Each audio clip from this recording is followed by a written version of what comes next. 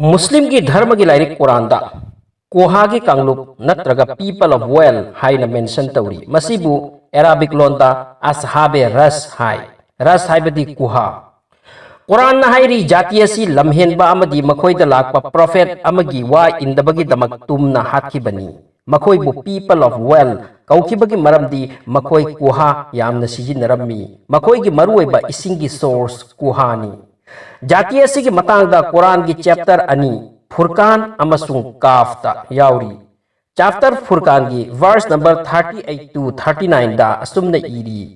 अमसुंग आद अमसुंग समुद अमसुंग असहाबे रसपु अमसुंग मसीगी मरक की मतमदा लाखिबा जाति कयाबु आइना मांग ताकहनखी अमसुंग आइना मी खुदिंगमक्की दमक खुदमसिंग ओइना निंगसिंगली अमसुंग पुमनमक्पु मपुंग फाना तुम ताकहनखी असुमना कुरान की काफ कोबा चैप्टर की वर्स नंबर 12 तगी 15 की मनुंगदा असहाबे रस और पीपल ऑफ वेल की मतंगदा निंगसिंगली मखोय से तसेंगना करम जातिनो कदाइदे हिंगलम्मी करमना मांग ताखी हाइबगी मतंगदा सेंगना खंगबा ngamlamde मरमदी हिस्ट्री की एविडेंस लेते कुरान ददी याउरी अदुबु कुरान बु इंटरप्रेट तौबा स्कॉलर सिंगना मखोय असिमकनी हाइबा असि कंफर्म ओइना हाइबा वाई अदुबु कुरान की संदोकपा अखंग अहै सिंगदुगी अमत्त ओइबा मोती अहानबा कुहा यामना सिजिनरंबा जाति अमा लैरम्मी मखोय अदो जीसस क्राइस्ट की ईसा अलैहिस्सलाम की ममांगी मी सिंगनी अनीसुबा जाति असिना मखोइदा लाखहनखिबा प्रोफेट नबी अमा हाथखी मरम असिदगी मखोइबु अल्लाहना तुम ताकना हाथखी कससुल कुरान कुरान की वारी लाइरिकता मोहम्मद बिन अल Hasan रहमतुल्लाहना eri people of well असहाबे रस की नाकता इसिंगी अचौबा कुहा अमा लैरम्मी मधुगी मतेगना मखोइगी लौ सिंगुबगी इसिंगा लोइनना मथौ ताबा खिबिक मरांग काइना सिजिनरम्मी मखोइगी निंगथौ अदो यामना पुक फबा वायल बिचार फबा ओइरम्मी माना सीख्रबदा मयाम यामना नुंगाइनखिदे कपनखी खरनी तुंगदा देबिल सैतानना निंगथौ असि सारगा लाखी मधु उबदा मयाम हराउनखी अमसुंग ngaknaki निंगथौ सारखिबा देबिल सैतानदुना खुमखी आई सीबा नत्ते नखोइगी नतौ येंगे खन्ना खरनी लोटलुबनी हौजिक्ति आई सीररोय अदुबु हंदक मुक्ति आई अमसुंग नखोइगा उनररोय फिखन अमना खंजिनबा तारे आइना फिखन मरुमदगी वा लोनगनी मधुबु नखोइना याबताई इनबताई मीसिंग अदुना हराउना याकी मसीगी मतुंगदा मीसिंग अदुगी मरक्ता येतनबा हौरखी लाखिबा देबिल मियोय अदो निंगथौ नि नत्रगा निंगथौ नत्ते मसीदगी मखोइगी मरक्ता यानदबा हौरखी कांगलुप अमना निंगथौ अदुमकनी खंदुना मागी मूर्ति सारगा लातपा हौखिरम्मी अल्लाहना मखोइगी नाकता प्रोफेट अमा थारखी अदुगा हाय फिखन मरुमदा लैरिबा वा लोलकलिबा महाक नखोइगी निंगथौ अदु नत्ते मादी सैताननी देबिलनी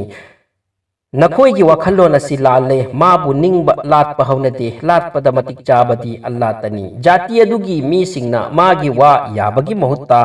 साउनदुना प्रोफेट असिबु हाथखी अमसुंग कुहामदा मागी असिबा हक्चांग लंगथकी अफाउबा इस्लामिक स्कॉलर अल्लामा अस्साहिली रहमतुल्लाह हाय प्रोफेट नत्रगा नबी असिगी मिंग हंजला बिन सफवान कवी हाइरिबा जाति असिगी मीसिंगना मागी वा याबगी महुत्ता माबु अटैक तौदुना हतोकी अमसुंग कुहा अमदा थाथकी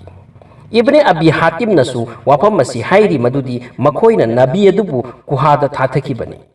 मसीगी पाप असिगी मरमना मखोइगी कुहासिंगी इसिंग कंगथकी खौरांगबना मथोंग नाइकिदे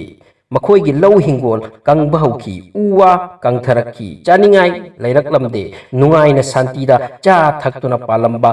मखोय अवाबना सीनकी मथोंग मरम नाइरमदे तपना तपना सीनकी लोइना सीखी मखोइगी युमसिंग हांखी भूत प्रेतना महुत सिनकी मखोइगी लैफमदो सा कै तीन कांगी yum ओइहौखी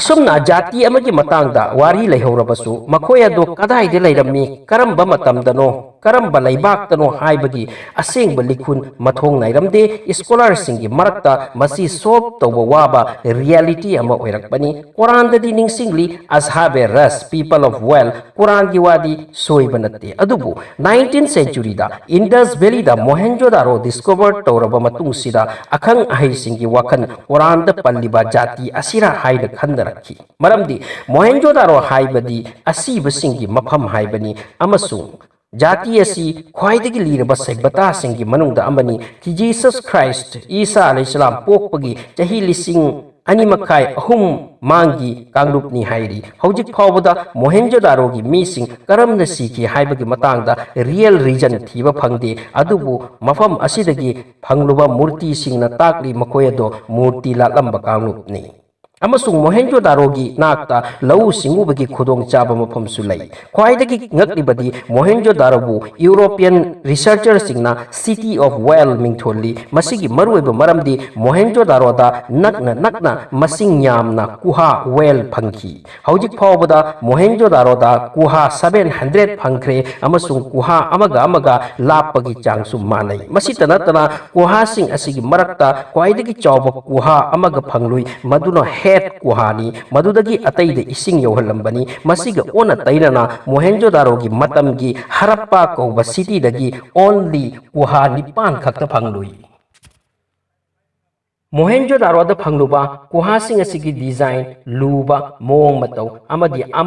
amadagi lappa chapmanai masina takli Mohenjodaro city asi semlakma matamda kuhasing asi su semkhibani ngasi phawada Mohenjodaro gi mi sing karamba matamgino karamna siki haibangamdri adubu mi gi sarudi yamna phangki Quran da ningsingliba ashabe ras kuhagi kangluk hairiba se Mohenjodaro gi mi sing buni haina tasegna haibangamdrabasu Quran da ningsingliba wariga mafam asida phangluba phibam singa manai masina haujik ki matamgi mi singbu khalhalli Mohenjodaro asimak kuhagi kangluk adu oigadra haiba adongi kari motno ta sidana comment ta video yengbi bagi damak thagachari channel asida anaubo oirabadi subscribe tausin view notification phangbagi damak bell icon dusu namsin view channel asibu support tawbiu amuk hanna thagachari thank you